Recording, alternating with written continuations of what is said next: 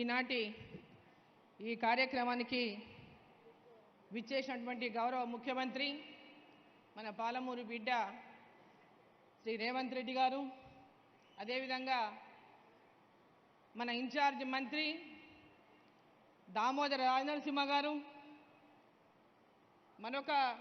మన జిల్లా మంత్రులు జూపల్లి కృష్ణారావు గారు, శ్రీహరి గారు, అదేవిధంగా అజరుద్దీన్ గారు కూడా వచ్చినారు, ఇంతకుముందు కనపడ్డారు.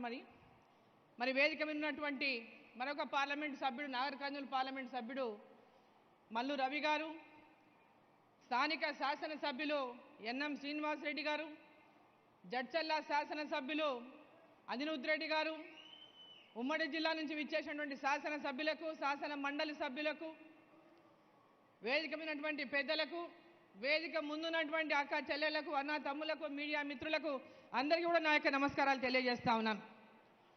ఈరోజు పాలమూరు జిల్లా యొక్క అభివృద్ధి లక్ష్యంగా మన పాలమూరు బిడ్డగా ఈ రాష్ట్రానికి ముఖ్యమంత్రిగా ఉన్నటువంటి రేవంత్ రెడ్డి గారి మీద ఒక పెద్ద బాధ్యత ఉంది మన పాలమూరు యొక్క అభివృద్ధి పైన.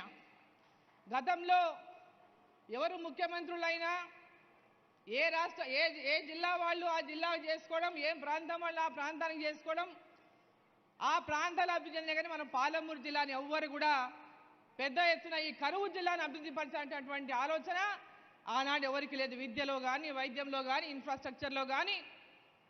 ఈరోజు ఆనాడు పెద్ద ఎత్తున పాలమూరు జిల్లాను అభివృద్ధి పరచాలనేటటువంటి ఒక లక్ష్యంతో, ప్రాజెక్టులను తీసుకుపోయినటువంటి ఒక లక్ష్యంతో పాలమూరు జిల్లా ప్రాజెక్టులను టేకప్ చేసి పూర్తవుతున్నటువంటి సందర్భంలోనే తెలంగాణ రావడం, తెలంగాణలో టీఆర్ఎస్ పార్టీ అధికారంలోకి రావడం, పాలమూరు జిల్లా నుంచే గెలిచినటువంటి కేసీఆర్ గారు మన పాలమూరు ప్రాజెక్టులను ఎండగట్టడం అనేది పాలమూరు జిల్లా ప్రజలు ఏనాడు మర్చిపోరని చెప్పి నేను తెలియజేస్తా ఉన్నా. పాలమూరుకి ఈరోజు ముఖ్యంగా పాలమూరు జిల్లాలో పెండింగ్లో ఉన్నటువంటి ప్రాజెక్టును పూర్తి చేయలేదు.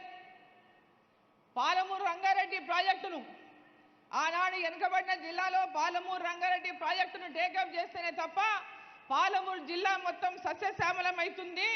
పాలమూరు రంగారెడ్డి కావాలని పట్టుబట్టి ఆనాడు ఆ ప్రాజెక్టుకు జీవోని ఇప్పించిన సందర్భంగా అధికారంలోకి వచ్చినటువంటి టీఆర్ఎస్ పార్టీ ఆ జీవోను ఉపయోగించుకొని తమే గొప్ప కార్యక్రమం చేపట్టిన, తామే పాలమూరు రంగారెడ్డి తీసుకొచ్చినట్లు, తామే పాలమూరు రంగారెడ్డి 3 ఏళ్లలో పూర్తి చేస్తామనే మాటలు చెప్పి పాలమూరు ప్రజల్ని మోసం చేసింది. ఈరోజు పాలమూరు జిల్లాలో రేవంత్ రెడ్డి గారిని వేదిక మీద కోరుతా ఉన్న ముఖ్యమంత్రి గారిని, ఈ పాలమూరు రంగారెడ్డి ప్రాజెక్టును ఖచ్చితంగా అదే దూరాల నుంచి టేకప్ చేయండి. మన ఈ మహబూబ్ నగర్ పార్లమెంటులో మిగిలిన ప్రాంతానికి అంతా కూడా సాగునీరించడానికి పెద్ద ఎత్తున మీరు ఈ కార్యక్రమాన్ని ముందుకు తీసుకుపోండి. కేంద్ర ప్రభుత్వం ద్వారా కూడా తప్పకుండా నా సహాయ సహకారాలు అందించడానికి కేంద్రం దృష్టి కూడా తీసుకెళ్తామని ఈ సందర్భంగా నేను తెలియజేస్తా ఉన్నా. అదేవిధంగా ఈరోజు అభివృద్ధి విషయంలోకి వస్తే కేంద్ర రాష్ట్ర ప్రభుత్వాల యొక్క 2 కలిసి ఆ నిధులను ఉపయోగించుకున్నప్పుడే మన రాష్ట్రం ఎలా అభివృద్ధి చెందుతుంది. రేవంత్ రెడ్డి గారు ప్రధానమంత్రి దగ్గరికి వెళ్ళి తెలంగాణ రాష్ట్రం యొక్క అప్పులు, అవసరాలు, అభివృద్ధి గురించి మరి కేంద్రంలో ఉన్నటువంటి నరేంద్ర మోదీ గారికి అనేక మంది కేంద్ర మంత్రులకు విషయాలు తెలియజేసి పెద్ద ఎత్తున కేంద్ర రాష్ట్ర ప్రభుత్వాల షేర్ ఉన్నటువంటి ప్రాజెక్టులపైన మనం ఫోకస్ చేయాలి. ఆ షేర్కి సంబంధించి రాష్ట్ర ప్రభుత్వం కూడా ఆ షేర్ ఇవ్వడానికి సిద్ధంగా ఉంది. ఈ రెండు కేంద్ర రాష్ట్ర ప్రభుత్వాల యొక్క షేర్తో మన యొక్క జిల్లాను, రాష్ట్రాన్ని అభివృద్ధి చేసుకుంటే లక్ష్యంతో అయితే ముందుకు పోతున్నారో ఆ లక్ష్యంతోనే ఈరోజు కేంద్ర ప్రభుత్వం తెలంగాణలో వేరే పార్టీల అధికారంలో ఉన్నటువంటి విషయాన్ని కూడా ఆలోచన చేయకుండా దేశమంతా అభివృద్ధి చెందాలని వికసిత్ భారత్ లక్ష్యంతో 2047 కల్లా భారతదేశం ప్రపంచంలోకెల్లా వికసిత భారత్గా ముందుకెళ్లాలని, అభివృద్ధి చెందాలనే లక్ష్యంతో నరేంద్ర మోదీ గారి యొక్క లక్ష్యాన్ని మరి తెలంగాణలో కూడా ఈరోజు నిధులు ఇస్తూ, ముఖ్యంగా మన మున్సిపాలిటీకి కానీ, ఈరోజు రోడ్లు కానీ, ఈరోజు హైవేలు కానీ, నేషనల్ హైవేలు కానీ, నేషనల్ హైవేలు కానీ రోడ్లు మనకు మహబూబ్ నగర్కి బైపాస్ శాంక్షన్ చేయించుకున్నాం, జడ్చర్లకు బైపాస్ శాంక్షన్ చేయించుకున్నాం. ఇక్కడ ఉన్నటువంటి స్థానిక ఎమ్మెల్యేలు కూడా దానికి కలిసి అందరం కూడా పాలమూరు ఎన్నికలు వచ్చినప్పుడే రాజకీయం. వాస్తవంగా చెప్పాలంటే ఇక్కడ ఉన్న వాళ్ళందరూ నన్ను ఓడగొట్టడానికి గట్టిగా పనిచేసిన వాళ్ళే, ఇక్కడ ఉన్న వాళ్ళంతా నన్ను ఓడగొట్టడానికి గట్టిగా పనిచేసిన వాళ్ళే. కానీ ఎన్నికలు అయిపోయినాయి, మనం అందరము కలిసి పాలమూరు అభివృద్ధి లక్ష్యంగా, అభివృద్ధి ధ్యేయంగా మనం పనిచేయాలనేటటువంటి లక్ష్యంతో ఇవాళ పాలమూరు అభివృద్ధి కోసం కట్టుబడి పనిచేస్తా ఉన్నాం. అదేవిధంగా ఈరోజు మహబూబ్నగర్లో 823 కోట్లు ఇవాళ శాంక్షన్ అయినాయి. 200 కోట్లు తాగునీటి కోసం, 621 కోటి అండర్ గ్రౌండ్ డ్రైనేజ్ ఇతర పనుల కోసం. అదేవిధంగా రైల్వే ద్వారా టీడీగుట్ట ఫ్లైఓవర్ శాంక్షన్ అయింది, ఆర్ఓబి.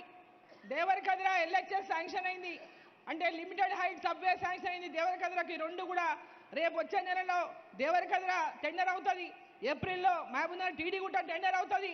మిగిలిన తిమ్మసానిపల్లి కానీ, బోయపల్లి కానీ, వీరన్నపేట కానీ, అదేవిధంగా మోదీనగర్ కానీ ఇవన్నీ కూడా శాంక్షన్ అయినాయి.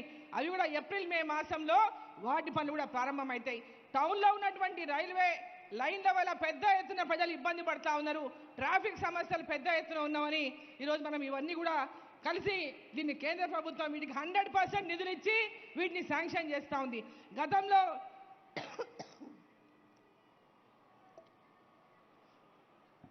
రైల్వే ఓవర్ బ్రిడ్జ్లు కట్టాలన్నా, ఆర్యూబులు కావాలన్నా స్టేట్ గవర్నమెంట్ షేర్ ఇచ్చేది. ఆ షేర్ ఇవ్వకపోవడం వల్ల గతంలో ఆ పనులన్నీ కూడా మధ్యలో నిలిచిపోయి పైన బ్రిడ్జులు ఏలాడుతున్నాయి. అటువంటి పరిస్థితి రావద్దని కేంద్రం 100% నిధులు వాటికి ఇచ్చి అలా పనులు టేకప్ చేస్తూ ఉందని చెప్పి సందర్భంగా నేను తెలియజేస్తా ఉన్నా.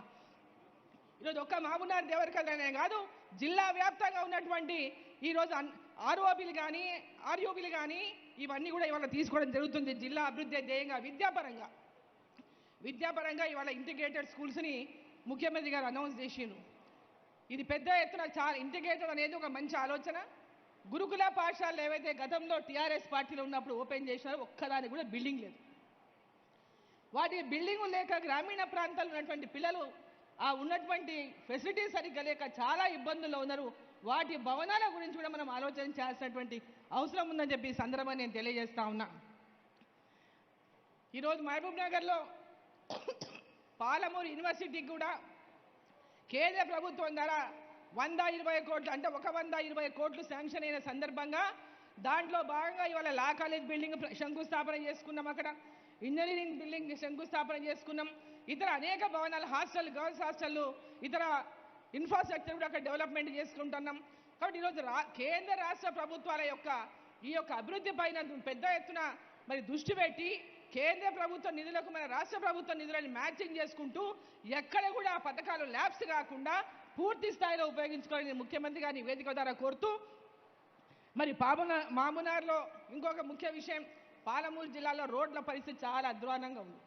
ముఖ్యమంత్రి గారిని కోరుతున్నా, అదేవిధంగా రాష్ట్రంలో ఇతర జిల్లాలో ఉన్న మంత్రులను కోరుతున్నా, మా జిల్లా మీద జర ప్రేమ కురిపియండి. మా ముఖ్యమంత్రి గారు ఈ జిల్లా నుంచి కాబట్టి ప్రజలకు పెద్ద ఎత్తున ఆశలు ఉన్నాయి. ప్రతి గ్రామానికి కూడా ఈరోజు రోడ్లు లేదు, చాలా దీనావస్థలో ఉన్నాయి.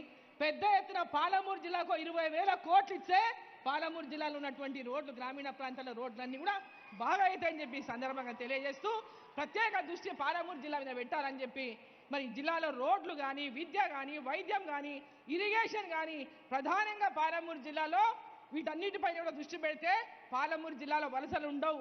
పాలమూరు జిల్లాలో పిల్లలు మంచి విద్యావంతులు, తెలివైన వాళ్ళు ఉన్నారు, ఎక్కడెక్కడనో పోయి వాళ్ళు బతుకుతున్నారు.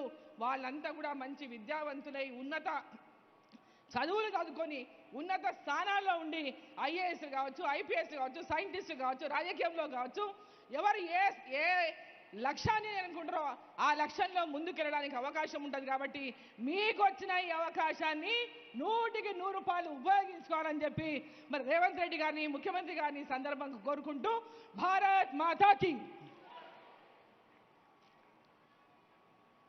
ధన్యవాదాలు మేడం. గౌరవనీయులు గవినోళ్ళ మధుసూదన్ రెడ్డి గారు, దేవరకద్ర ఎమ్మెల్యే.